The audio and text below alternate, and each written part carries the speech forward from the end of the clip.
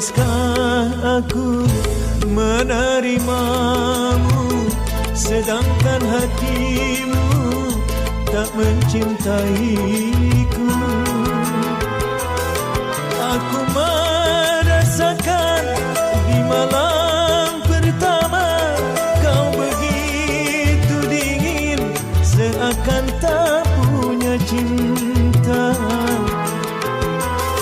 Aku pun merasa batinmu tersiksa, rupanya hatimu bukanlah milikku.